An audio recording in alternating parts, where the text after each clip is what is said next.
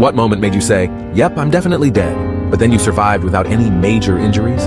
Once, as a child, I was swimming in the backyard pool while my family dined nearby at a round table, most with their backs to me. At 11 and skilled in swimming, I didn't expect any issues when I got into a toddler's float with leg holes. To my surprise, the float tipped over, trapping me upside down. My legs were wedged in the holes, and despite frantic kicking and thrashing, I couldn't free myself.